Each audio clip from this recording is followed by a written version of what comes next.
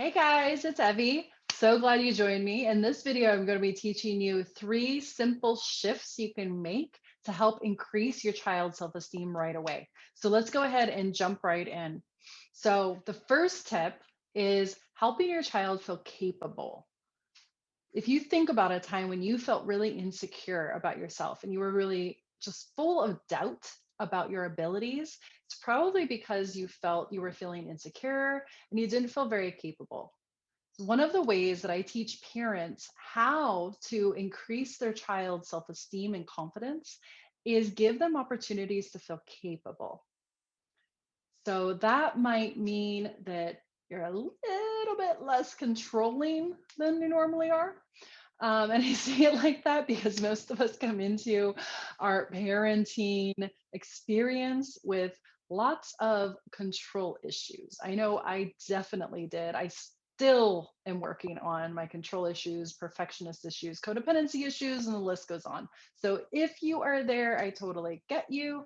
And so this is why it's so important because here's the thing, when we're really controlling of our kids and we don't give them any sense of autonomy, then we are building less resilience. We are not allowing our kids to be as resilient as they are capable of being.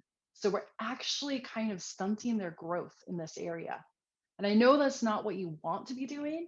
None of us intentionally want to be doing that. So that's why it's important just to become aware of it. So helping your kids feel capable, feel empowered means that we are relinquishing some control and we're stepping back a little bit and we're allowing them to make some mistakes.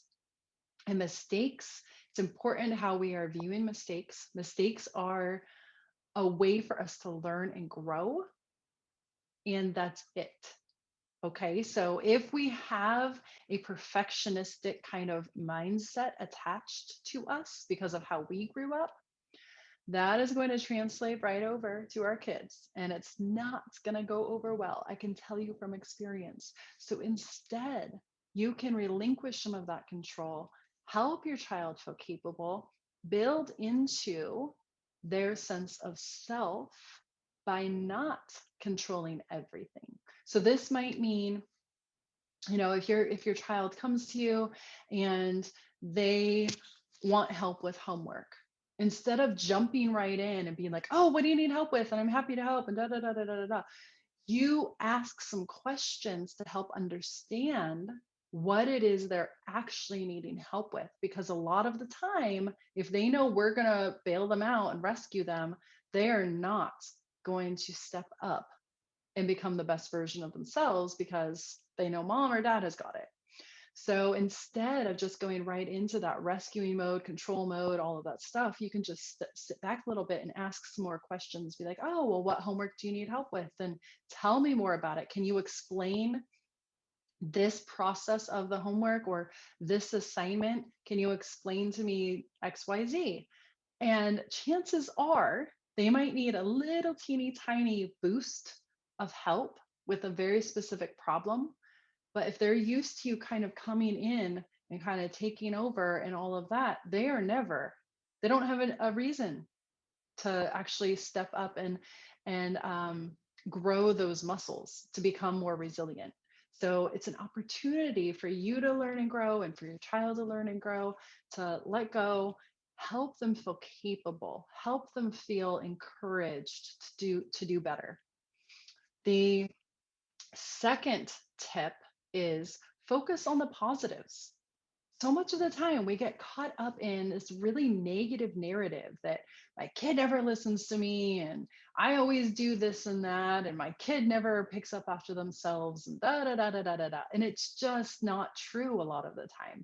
Okay, what we're doing is we're creating a self-fulfilling prophecy that's really negative, really negative. So instead of going down that path, because most of us have done that and we know that it doesn't go to a good place, you go the other direction. You start focusing on the positives. Because here's the thing, when your child is an adult, when your child is a parent, do you want your kid always thinking the negative and always looking at what they could have done better? or what they didn't do well enough, or. I mean, the list goes on, right? This is where the idea of I'm not good enough comes from, is just always feeling like we have to do more, we have to be perfect, and all of that. So, this, shifting to the positive, focus on progress instead of perfection, focus on positives instead of negatives, that can really help increase our child's self esteem. So let's say your child comes home from school and they get a B and three A's and a C on their report card. Where is your attention going to go? For most of us, it's on the lower grades, right? It's on the grades that they didn't do well, that kind of thing. First and foremost, it could be, I'm not going to say should, it could be, wow, you got three A's? That's amazing. You worked really hard in those classes. Excellent job. I'm really proud of you. You must feel really good about yourself. And it may not even need to be mentioned in that moment. Okay. So, again, you're looking for the positives, you're looking for what your child is doing right and well. A lot of the time, kids don't get any kind of feedback unless they're screwing up. So when they get a lot of attention, when they're screwing up, what do you think they're going to keep doing to get that attention? Screwing up. Okay. So if you don't want that, switch your attention to all the positives. And it might just be very simple things like, wow, Johnny, thank you so much for putting your shoes and backpack away when you got home from school. I so appreciate that. Show appreciation. Shift your mindset. And you can do this not only with yourself, I'm sorry, not only with your child, but also with yourself.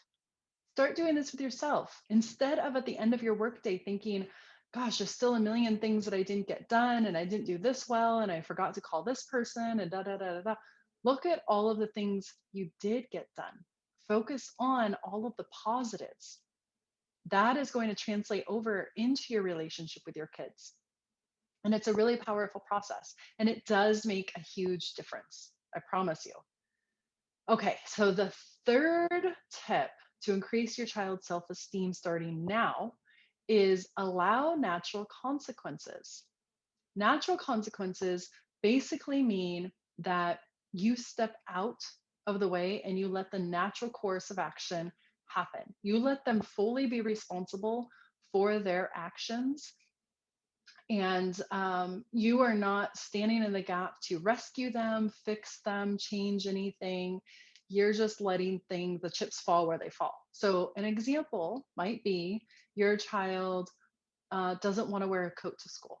You know they're going to get cold. You know it's going to be cold outside. You're worried about what the other parents are going to think or what the teachers are going to think if you don't send a coat to school with your child. If your child is over the age of, let's say, 8 or 9, um, you can decide how you want to do that.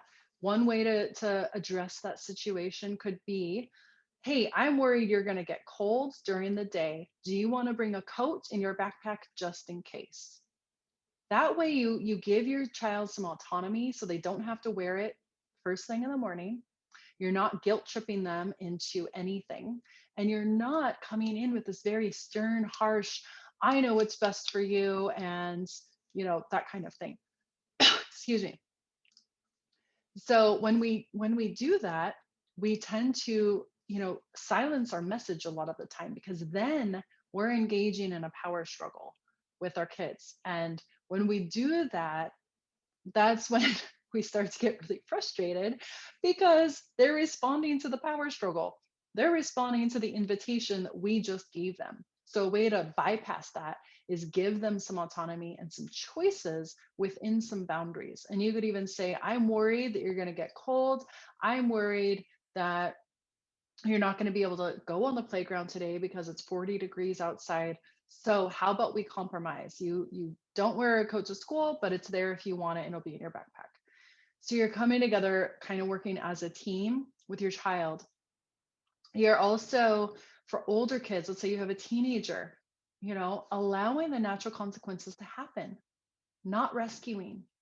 This also means, in this example, this would mean that if your child at that age decides to not wear a coat to school, then they're just cold.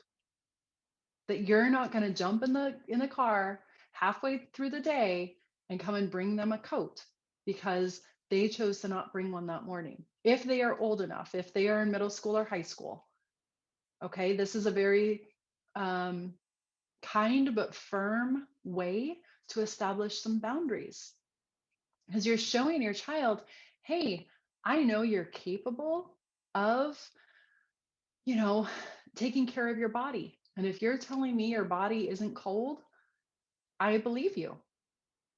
And I'm not going to bail you out. Now, of course, there's certain circumstances where, if a big storm comes or, something happens during the day and you have to go to the school, there are certain circumstances where it makes sense for you to be a supportive parent. But just on a regular daily basis, when we bail our kids out, when we rescue our kids and we don't allow them to fully be responsible for their actions, we actually become responsible for their actions and we take it on to fix it or change it. That is where we are sending a message to our kids. I don't think you're capable. And I know that's not what we want to be doing. But it's really important to step back, relinquish some of that control, and just allow our kids to be responsible for themselves 100%. So I hope you enjoyed this video. If you have not subscribed to my channel, please do so. I will be making more videos. If this video has been helpful or if you have questions or comments, please comment below. If you have a specific video you want me to do, feel free to send me a message or comment below as well. All right, I will see you in the next video. Thanks. Bye-bye.